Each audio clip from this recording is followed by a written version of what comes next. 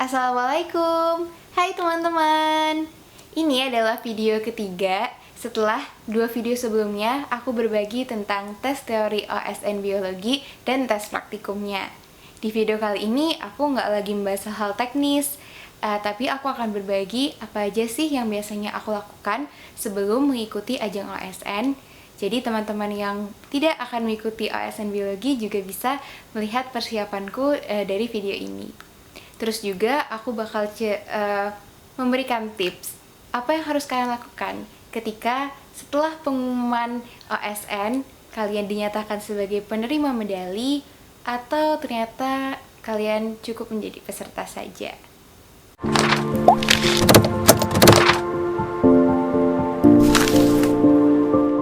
Setelah semua usaha persiapan dan belajar yang kita lakukan untuk OSN, tentunya semua itu bakalan percuma banget kalau kita lupa menjalankan kewajiban kita, yaitu beribadah.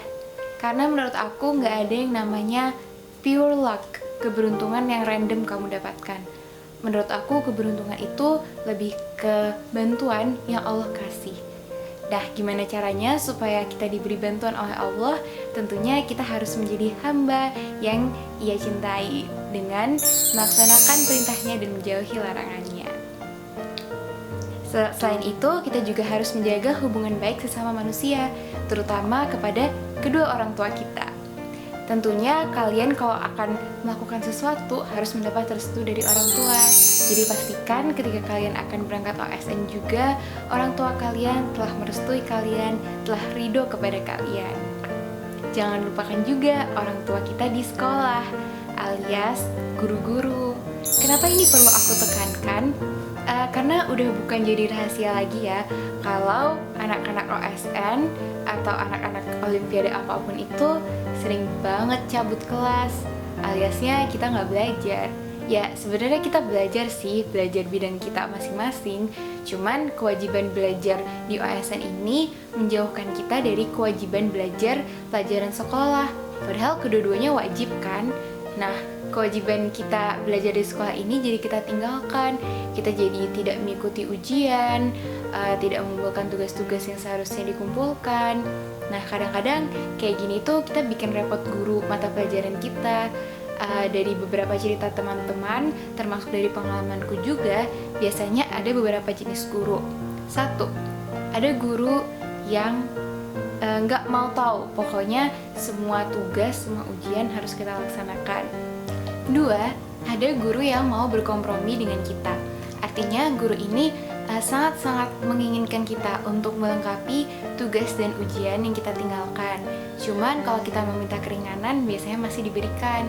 Ketiga, ada tipe guru yang sangat-sangat dicintai oleh anak-anak olimpiade, yaitu guru-guru yang membiarkan kita tidak melaksanakan tugas ataupun ujian, tapi memberi kita bonus nilai yang bagus. Nah, apapun guru yang kalian dapatkan di sekolah, ketiga tipe ini tetap haruslah kalian hormati. Ini juga menjadi pelajaran buat aku juga sih. Intinya kita sama-sama belajar aja untuk menghormati apapun keputusan guru dan tetap berusaha sebaik mungkin untuk memenuhi apapun yang guru tersebut wajibkan untuk kita. Karena ini bagian dari menjaga hubungan baik kita sama manusia, selain sama orang tua, sama guru, sama teman-teman, kakak kelas, adik kelas, atau siapapun lah orang yang kita temui. Karena aku percaya keberuntungan kita di dunia ini, apapun yang kita lakukan, jangan kita kira itu karena doa kita yang dikabulkan. Bisa saja itu doa-doa orang lain, doa orang-orang terdekat, atau mungkin doa orang jauh, tapi yang memperhatikan kita, menyayangi kita, mencintai kita. Bisa jadi apa yang dilancarkan kita di dunia ini adalah berkat doa-doa mereka. Jadi selalu jaga hubungan baik dengan sesama manusia, siapapun itu. Nah, selanjutnya nih, ada yang sering bertanya sama aku, gimana sih caranya mengatasi rasa nervous saat ujian?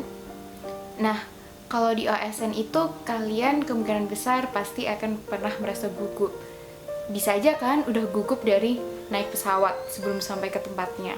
Atau kalian udah gugup semenjak masuk ke ruang pembukaan OSN. Aula pembukanya kalian udah gugup nih lihat banyaknya peserta dari seluruh Indonesia. Atau kalian baru gugup ketika akan memasuki ruang ujian. Nah, semua rasa kegugupan itu menurutku manusiawi banget. Kita bisa gugup. Biasanya karena hal tersebut baru untuk kita. Hal tersebut baru, jadi kita belum tahu apa-apa tentang hal itu, jadi kita ketakutan nih. Atau juga sebenarnya kita tuh udah tahu hal itu apa, kita udah akrab dengan hal tersebut, cuman kita dapat beban yang berat. Entah itu beban dari diri kita sendiri atau dari luar diri kita, tapi kita terasa nggak lost melepaskan apa yang kita mampu. Itu juga bisa bikin gugup. Nah, yang manapun kegugupan yang kalian rasakan, menurut aku kuncinya satu, tenangkan diri, siapkan mental, anggap aja ini latihan, tapi juga tetap anggap ini lomba. Jadi di saat yang bersamaan kalian bisa tenang, tapi kalian juga melakukan yang terbaik yang kalian bisa. Dengan mempersiapkan sebaik mungkin, itu bisa banget mengurangi kegugupan loh. Karena kalian udah siap, kalian udah merasa kalian udah belajar banyak, kira-kira apa yang bakal keluar kalian udah libas habis semua. Tentu saja ini bakal mengurangi kegugupan dibanding kalau kalian belum siap, masih banyak soal-soal yang belum bisa kalian selesaikan, masih banyak pertanyaan menggantung di pikiran kalian. Wajar sih kalau yang kayak begini lebih sering gugup. Jadi persiapkan dengan lebih baik aja. Terus juga menurut aku apapun itu terasa lebih enak kita jalani ketika kita nggak merasa sendirian. Maka dari itu penting banget untuk membuat koneksi, berkenalan dengan orang-orang baru. Jadi jangan jadikan diri kalian pejuang mandiri. Kita nanti di OSN memang menyelesaikan soal sendiri-sendiri, tapi untuk belajar kita bisa kok belajar bareng. Nah, kalau menurut aku sih sebelum ujian dilaksanakan, kita bisa banget berbagi, sharing, terus juga bekerja sama menyelesaikan soal. Baru deh ketika ujiannya kita buktikan kemampuan kita masing-masing. Nah, kerjasama ini bisa terbentuk nggak selalu dari orang-orang yang kita temui secara langsung. Sekarang udah ada internet, udah ada sosial media. Kalau kalian ikut grup atau berkenalan dengan orang-orang yang juga sesama anak olimpiade bidang kalian, bisa banget itu dimanfaatkan untuk belajar bareng secara virtual. Nantinya ketika kalian udah sampai OSN atau juga pelatnas, itu bakal terasa banget bahwa teman itu sangat penting. Teman itu benar-benar membantu kalian dalam belajar. Mungkin itu aja yang bisa aku bagi tentang apa aja yang harus dilakukan sebelum OSN. Selanjutnya nih, kalian udah melaksanakan semua tes. Kalian udah melakukan yang terbaik yang kalian bisa, atau entahlah mungkin ada beberapa hal yang berjalan kurang sesuai rencana, jadi kalian nggak bisa melakukan yang terbaik yang kalian bisa. Pokoknya intinya tes udah selesai. Kalian tinggal menunggu pengumuman. Kalian bergalau-galau ria bersama teman-teman lain yang juga menunggu pengumuman, sampai tibalah saat pengumuman itu. Panggung ASN yang meriah, orang-orang yang berkumpul menyaksikan pengumuman tersebut, belum lagi harapan sekolah, teman-teman, guru, orang tua, dan kalian merasa pengen banget dapat medali, kalian merasa pengen banget nama kalian terpanggil. Ada yang ingin banget terpanggil meskipun itu perunggu deh, nggak apa-apa. Ada yang merasa perak lah minimal. Ada yang merasa harus emas lah, masa nggak emas.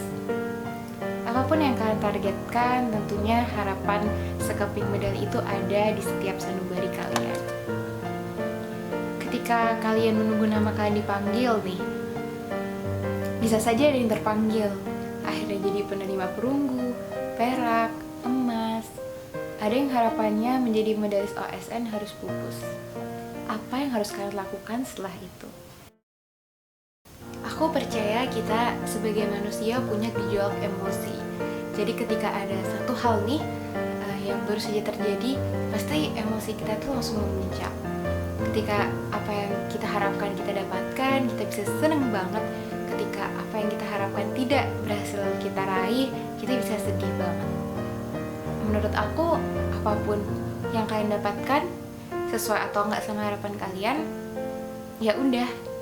Maksudnya ya udah itu nikmatin aja rasa senangnya, nikmatin aja rasa sedihnya, rasa kecewanya.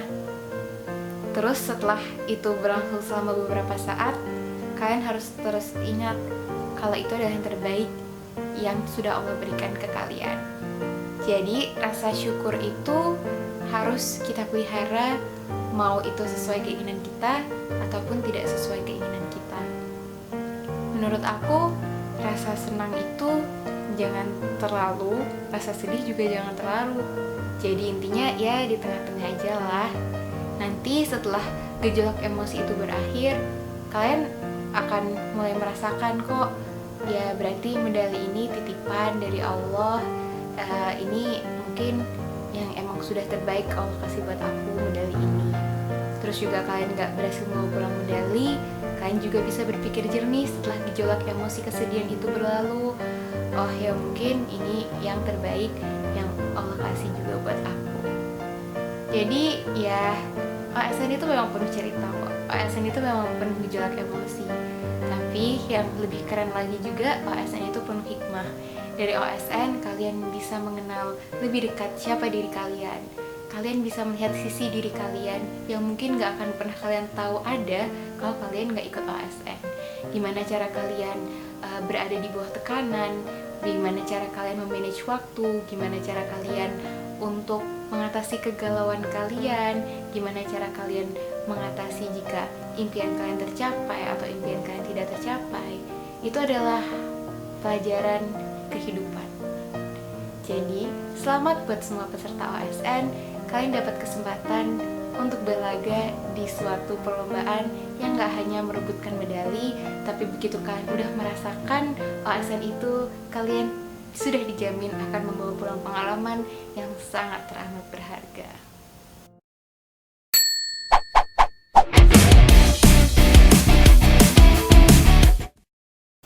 Untuk para medalis OSN nantinya, jika kalian benar-benar ingin untuk mendapatkan kesempatan menjadi timnas, maka pelatnas is the real battlefield.